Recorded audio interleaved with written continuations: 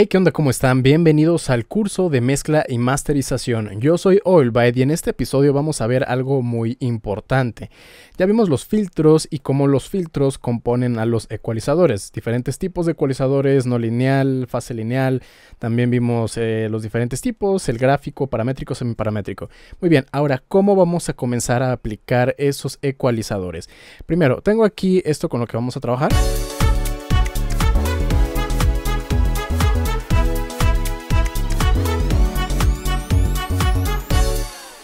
Muy bien, es algo que ya habíamos trabajado, lo utilizamos para hacer la nivelación de la mezcla estática, también lo usamos para la parte de panorama y voy a usarlo ahora de ejemplo. Muy bien, ahora tengo este sonido, es el pad, y voy a insertar un ecualizador.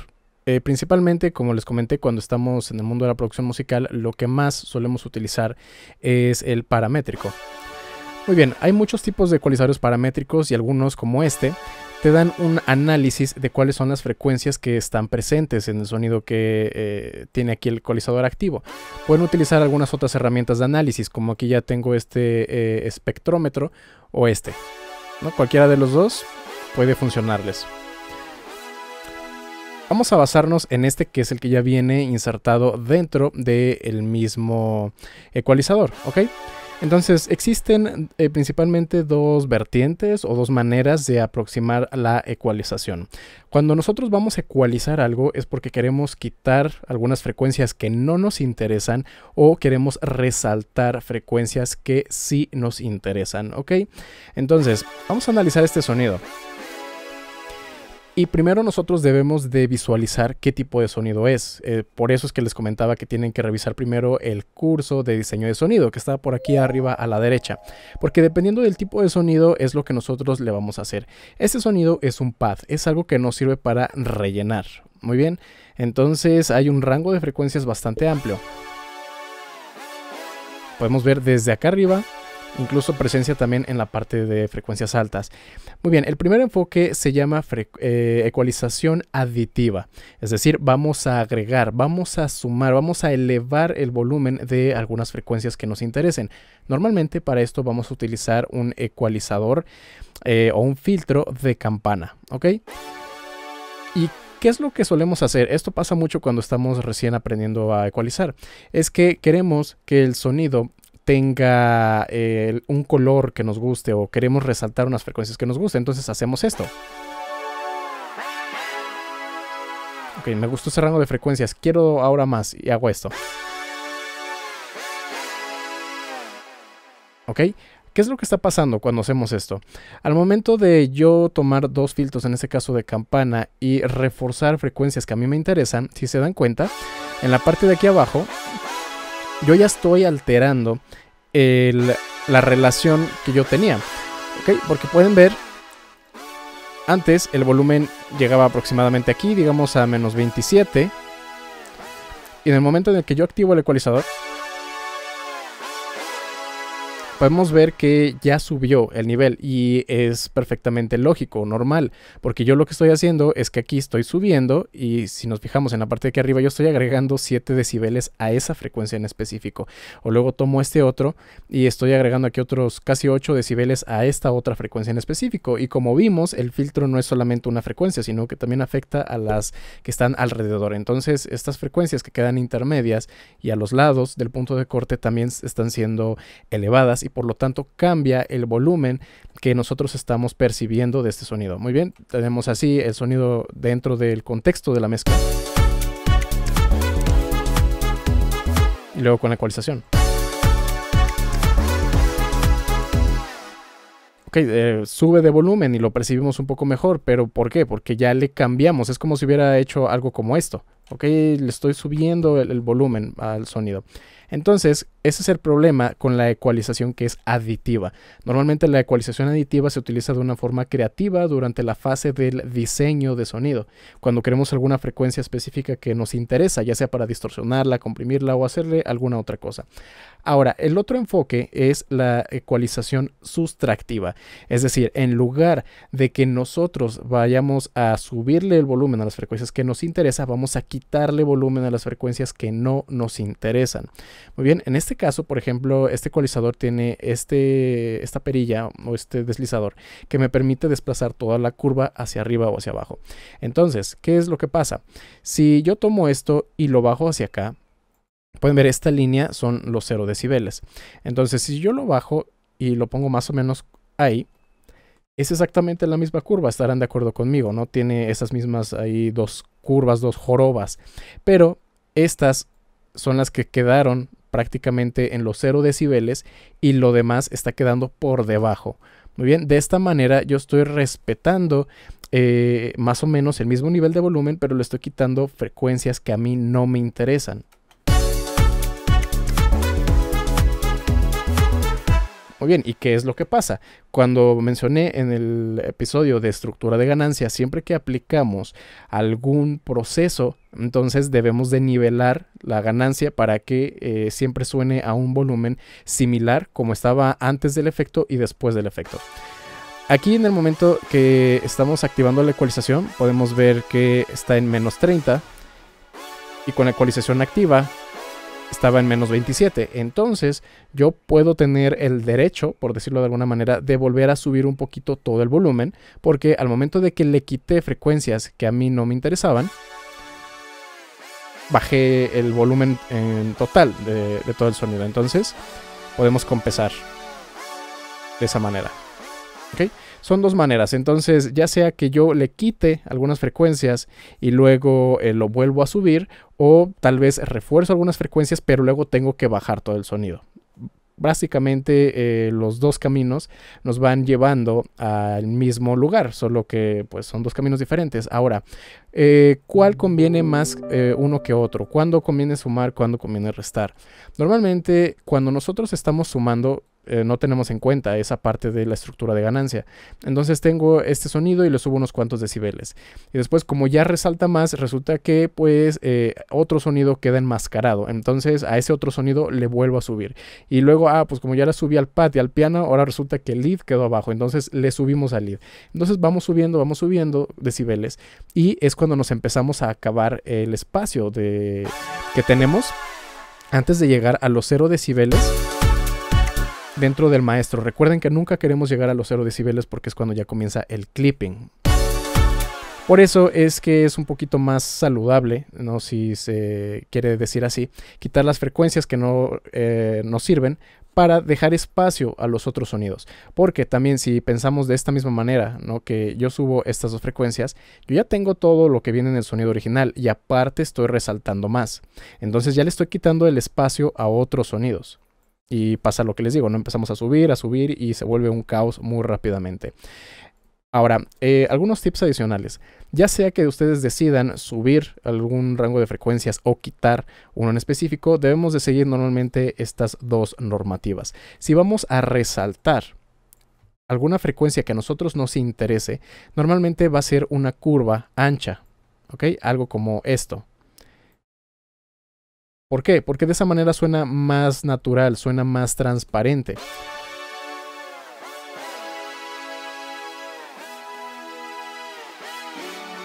Si lo hacemos con una curva que es muy angosta, para empezar, como estamos afectando menos frecuencias, el cambio es menos evidente. Y en segundo, empieza a haber resonancias, es decir, empezamos a notar estas frecuencias que pueden ser molestas. Que pueden escuchar, básicamente es como un silbido, ¿no? Entonces, si van a decidir aumentar cierto rango de frecuencias, háganlo con una curva ancha. Por el contrario, si deciden quitar alguna frecuencia en específico que les molesta, una ecualización sustractiva, en ese caso va a ser al revés. Ahí sí pueden seleccionar un ancho de banda que sea angosto. Porque de esa manera no le van a quitar tantas frecuencias al sonido y van a hacer que no pierda mucho peso. Porque si lo hiciera así, el sonido automáticamente suena como que perdió demasiado brillo. En cambio, si lo hago con un ancho de banda bastante angosto, puedo atacar a una frecuencia en específico sin afectar a los demás y el sonido no pierde peso, no pierde su color. Pueden ver, es mucho más transparente hacer esto que hacer esto. Muy bien, esas son las dos consideraciones cuando quieran ya sea subir algunas frecuencias o bajar algunas frecuencias. De nueva cuenta, tengan muy en mente que esto es para la fase de mezcla. Si ustedes quieren en la fase de diseño de sonido hacer algo como esto, ¿no? Por ejemplo, así resaltando alguna frecuencia en específico, lo pueden hacer. En diseño de sonido sí es válido, porque el diseño de sonido normalmente es más drástico. Estamos tratando de moldear el sonido a nuestro gusto. Cuando se trata de la ecualización en la fase de mezcla, lo que estamos tratando de hacer es que los sonidos se encajen entre sí. ¿Ok? No queremos cambiar el color del sonido, simplemente queremos hacer que se moldeen para que no se peleen con otros. Queremos hacer espacios para que cada sonido tenga su propio lugar y pueda estar tranquilamente ahí sin que moleste a otros y sin que lo molesten otros sonidos. Vamos a hacer entonces un pequeño ejercicio. Tengo el sonido del lead y el sonido del pad. Voy a poner un ecualizador aquí para nuestro pad. Vamos a ponerlo acá. Y voy a poner ahora otro ecualizador para nuestro solista. Vamos a ponerlo entonces por arriba. Ok, ahí está. De esta manera yo puedo ver cuál es el contenido de frecuencias de un sonido y del otro al mismo tiempo y puedo tomar decisiones. Ahora, otra cosa también que se me pasó a mencionar, cuando vayan ustedes a tratar de subir el volumen de alguna frecuencia, porque a lo mejor dicen es que quiero que tenga más peso, ¿no? Normalmente se enfatizan las frecuencias graves. Pero si su sonido no tiene de origen frecuencias graves, esto no va a hacer nada. ¿Okay? Porque simplemente están tratando de levantar el volumen en una frecuencia que no existe. En todo caso estarían subiendo el nivel de ruido si es que hay ruido por ahí. Muy bien, entonces tengan mucho cuidado con eso. Podemos ver que aquí están los armónicos. Se marcan de una manera muy clara las líneas. Y si yo hago un pequeño barrido, puedo ubicar claramente en qué rango de frecuencias es donde hace que el saxofón o esta trompeta, es una trompeta, suene más claro. Entonces este es como que el rango vital de frecuencias de este sonido. Y en cambio el pad, como es algo de colchón, como es algo que va a rellenar su rango de frecuencias, es más amplio. No hay algo como que específicamente lo defina. Así que aquí, ya siguiendo los consejos que les acabo de dar, podemos hacerlo de dos maneras. Podemos, por ejemplo, hacer esto, resaltar las frecuencias que nos gustan de la trompeta, o podemos quitarle esas frecuencias para dejarle espacio a la trompeta. ¿Ok? Se lo podemos quitar a otro sonido para que de esa manera va a ser el equivalente a que si le estuviéramos aumentando esas frecuencias a nuestra trompeta.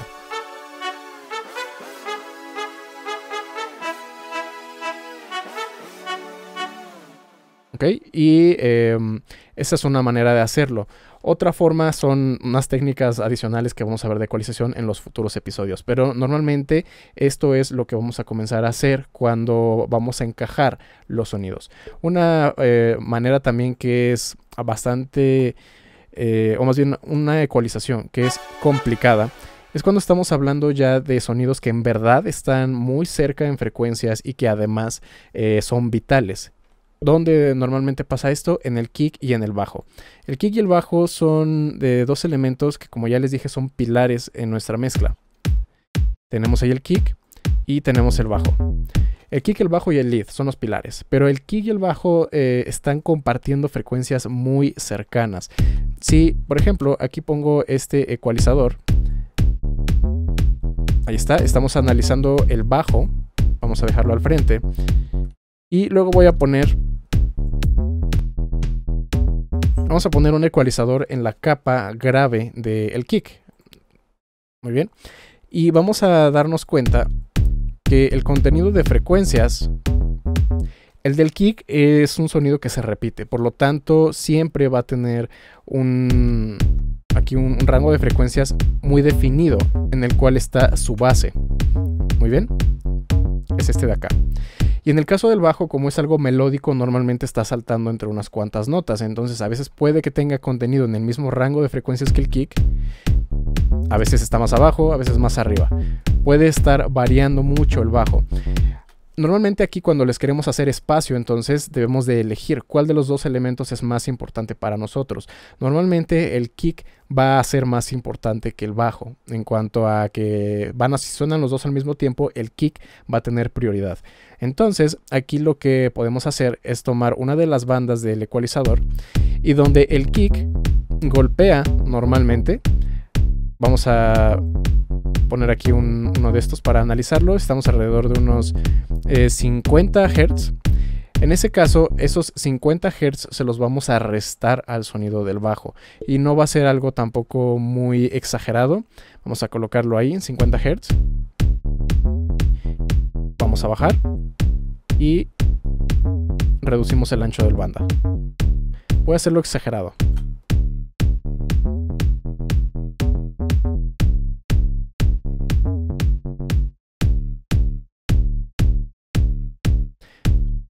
Incluso aquí en este momento, cuando golpean las primeras dos notas del kick y del bajo, no son el mismo rango de frecuencias. Pueden ver que el bajo está un poquito como en 35 Hz. Y aún así, por el hecho de que yo ya estoy quitando ese rango de frecuencias y el filtro alcanza a también bajar un poco el volumen de las frecuencias que están alrededor del punto de corte, ya estoy logrando que suene un poco más limpio. Vamos a hacerlo más o menos por ahí. Y sobre todo, ¿no? Cuando ya coinciden en las mismas notas. Por ejemplo, en esta sección queda más limpio, ya no están interfiriendo. El bajo le está dejando ese espacio para que lo ocupen las frecuencias del kick. Ahora, este concepto de dejar un espacio para que lo ocupe otro sonido es algo que debemos de tener siempre en mente, sin importar el sonido que estén ecualizando, pero tomando decisiones. Eso es la constante a lo largo de todo el proceso de mezcla. Decisiones, ¿qué es lo que ustedes van a hacer? Si, por ejemplo, ahora estamos hablando de platillos. Habrá algunos que por su concepto sean más interesantes tenerlos al frente que otros, entonces habrá que hacer algunos recortes en unos sonidos y otros los dejas intactos, o alguno haces un pequeño refuerzo. Son decisiones. Pero bueno, en este video simplemente quería platicarles sobre estas dos técnicas que son o más bien dos enfoques, ¿no? Dos maneras en las cuales podemos nosotros enfrentarnos contra el proceso de ecualización, que es la ecualización aditiva y la ecualización sustractiva, y este concepto de que los sonidos son como piezas de rompecabezas que debemos de moldearlos para que encajen entre ellos y puedan trabajar juntos. Recuerden, un sonido no importa si por sí solo no suena tan bien, es más importante cómo suena en contexto con los otros sonidos. Pueden poner un sonido en solo para tratar de identificar algunas de sus frecuencias, de sus características, pero cuando ya estén haciendo el trabajo de ecualización, normalmente es más importante tener todos los sonidos, al menos los que están en un rango de frecuencias cercano, para poderlo dejar en contexto y que suenen bien en contexto, sin importar si solos a lo mejor suenan un poco mal. Muy bien, pero bueno, vamos a dejarlo hasta acá. Les voy a dejar que practiquen mucho con diferentes sonidos. ¿Qué frecuencias suenan bien cuando las van a aumentar? ¿Cuáles suenan bien si se las quitan? ¿Cuáles frecuencias al quitarlas de hecho causa algún efecto que sea, por ejemplo, como que obtenga algo más brillo? Por ejemplo, si regresamos al pad, si yo quería más brillo, hacía esto. Pero un efecto similar se obtiene si yo quito un rango de frecuencias por acá.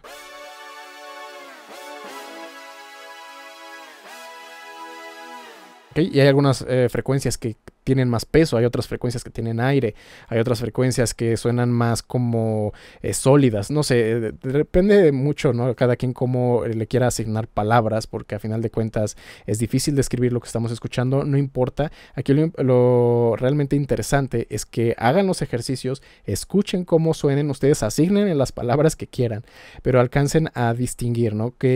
¿Qué sensación aporta cada rango de frecuencias? ¿Cómo afectan al sonido si tú le subes o le bajas a un rango de frecuencias? Y bueno, eso sería todo por este video. Espero que les haya gustado. Si fue así, no olviden dejarme un like. También los invito a que se suscriban y activen la campana de notificaciones, porque si no lo hacen es como si no estuvieran suscritos. Si quieren que mezclo o masterice alguna de sus canciones, todas mis redes sociales están por abajo en la descripción, o también pueden visitar mi página oficial allbytemusic.com, donde podrán encontrar samples, presets, plantillas, mis servicios, selección de equipo y mucho más. Eso sería todo por este video y nos vemos en la próxima.